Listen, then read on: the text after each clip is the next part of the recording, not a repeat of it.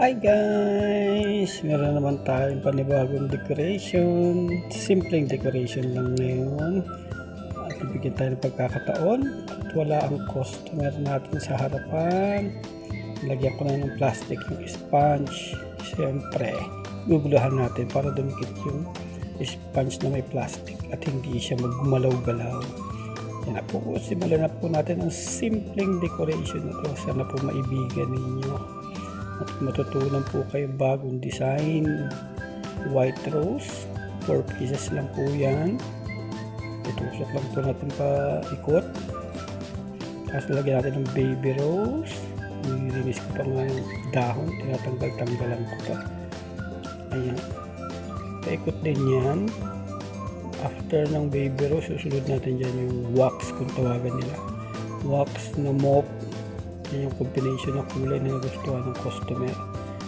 Ayan ay nagkakahalagang 130 kasama na yung base. Ayan po, i-distribute lang natin para magmukhang malaki. Ayan lang natin. Ayan po ay hypercomb. Ayan natin ng konting design. Yung ribbon na yan, dyan yung ating front para meron tayong basihan kung saan yung harap natin. Nilagyan ko po ng uruskus. Ayan na po yung wax na napili ng customer. Lalagay ko rin po paikot. Dinidistribute natin para magmukhang malaki. Sana po huwag niyo pong kalimutan mag-like at subscribe sa aking video kung naibigan ninyo. Marami pong salamat. Ay, nalaglag na naman. Lagi ko nalalaglagan talaga ng mga flower pag nagdi-design.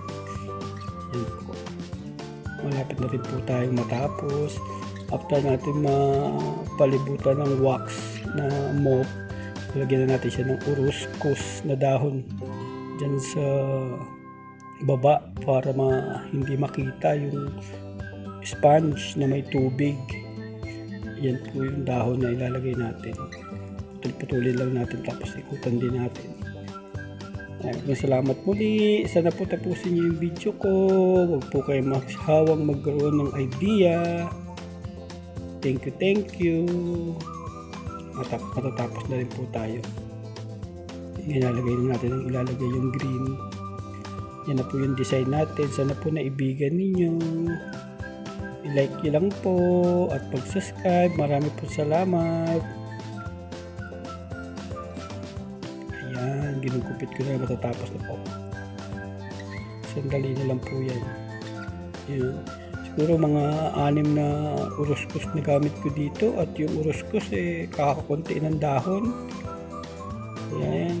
Kaya marami ako nagamit, 6 na piraso. Kaya gugupit ko lang. Tusok ulit natin. Tusok lang.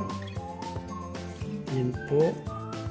Ayos-ayusin lang natin para mukhang mas maganda. Ayan.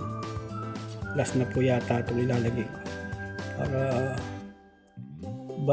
balance. Maraming salamat po. God bless po sa lahat. Thank you. Ayan po design natin. Salamat.